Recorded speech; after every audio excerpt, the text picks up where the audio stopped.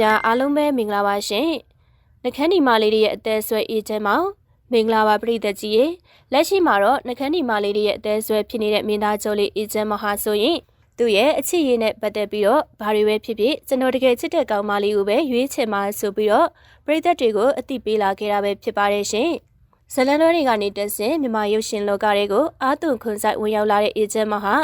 အသားဖြူဖြူချစ်တစ်နဲ့သူ့ရဲ့ကိုယ်ပိုင်ဟန်လေးကြောင့်မိန်းကလေးတိုင်းရဲ့အသေးကြော်ဖြစ်နေတာဖြစ်ပြီးတော့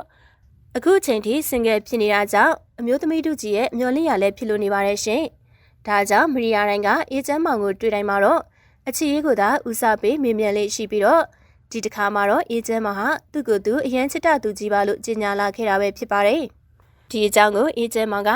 ကျွန်တော်ကဘာပဲဖြစ်ဖြစ်အချစ်ကိုပဲရွေးမှာအချစ်ကိုရွေးမှာမို့လဲအဲ့ဒီမတိုင်ခင်မှာကျွန်တော်ဘဝရည်မှန်းချက်တွေကိုအောင်မြင်အောင်လုပ်မှာအရန်ချစ်တတ်တဲ့အထဲမှာကျွန်တော်ပါတယ်ချစ်လဲချစ်တတ်တယ်ကျွန်တော်မှလိုချင်တာကိုမရရအောင်ယူတတ်တဲ့အကျင့်ရှိတယ်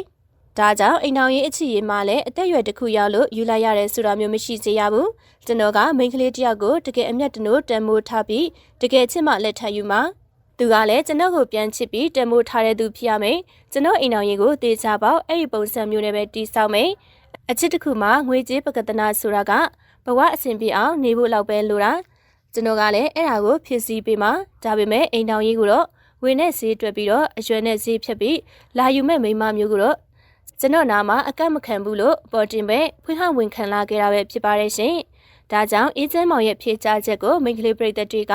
ဦးတုံတဲတုံဖြေခဲ့ရပြီးတော့မင်းသားကျော်လေးအေးချမ်းမောင်အနေနဲ့ဘလို့မိန်းကလေးမျိုးကိုရင်ခုန်မလဲဆိုတာကိုသိချင်နေခဲ့ကြတာပဲဖြစ်ပါတယ်ရှင်။ဆက်လက်ပြီးတော့အေးချမ်းမောင်ကဒီမိကွန်းအပေါ်မှာလည်းကျွန်တော်မိန်းကလေးဖြစ်ဖို့အများကြီးမလိုပါဘူးကျွန်တော်ချစ်တယ်လို့ပြန်ချစ်ပေးရင်ရပါပြီကျွန်တော်သူ့ကိုတန်မိုးထားတယ်လို့ကျွန်တော်ကိုပြန်တန်မိုးထားမယ်ဆိုတကယ်လုံလောက်ပြီအဲ့လိုသာဆိုကျန်တဲ့ကိစ္စကိုကျွန်တော်ကိုယ်တိုင်ဘာမှမပူပင်ရအောင်တန်မိုးထားပြီးတော့ဖြစ်စီပေးမယ်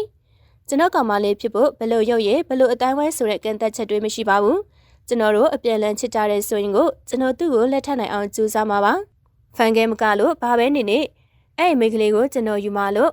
ရောက်တည်ကြီးနဲ့လုံးဝကြွေစင်တော့အောင်ပြောဆိုလာခဲ့တာပဲဖြစ်ပါတယ်ရှင်။ဒါကြောင့်မိန်းကလေးပရိသတ်တူကြီးကလည်းအေးချမ်းမောင်ရဲ့အနာဂတ်ကောင်မလေးဖြစ်ဖို့ကိုပုံမှုပြီးတော့ရင်ခုန်ခဲ့ကြတာဖြစ်ပြီးတော့အဆိုပါအင်တာဗျူးအောက်မှာရင်ကိုကိုချစ်တယ်လို့ပြန်ချစ်ပေးပါမယ်ကိုကိုရဲ့ဆိုတဲ့ကွန်မန့်တွေကဘလူပြန်နေအောင်ဝေမှန်ခဲ့ကြတာပဲဖြစ်ပါတယ်။ဒါတွေမကသေးပဲတချို့ယောက်ျားလေးပရိသတ်တွေကပါနောက်တက်လာတဲ့မင်းသားတွေထဲမှာအေးချမ်းမောင်မိုက်တဲ့သူ့ရဲ့တေးဥဆောင်မှုတွေကတဘာဝဆန်နဲ့မျက်နှာကိုလည်းအခြားသောမင်းသားတွေလိုမိတ်ကပ်တွေအများကြီးမသုံးဘူးတဘာဝမင်းသားတွေဖြစ်တဲ့တွင်းနဲ့လူမျိုးတို့ပုံစံမျိုးမျိုးအားပေးတယ်တကယ့်ကိုစံနှုန်းပြည့်တဲ့မင်းသားတစ်ယောက်ပါလို့ဝင်ရောက်ချီကျူးခဲ့ကြတာပဲဖြစ်ပါတယ်ရှင်လက်ရှိမှာတော့အေးချမ်းမောင်ကအနာဂတ်ချစ်သူလေးအတွက်ကြိုးစားနေတာမို့အမှုပညာအလုပ်ပေါ်မှာသာအာယုံစိုက်ပါအောင်မယ်လို့မြစ်တာရက်ခံသွားပြီးတော့နှခမ်းဒီမလေးတွေကတော့သူတို့ကိုဘယ်အချိန်မှအေးချမ်းမောင်ကမျက်စိကျလာမလဲလို့စောင့်ဆိုင်နေကြတာပဲဖြစ်ပါတယ်ရှင်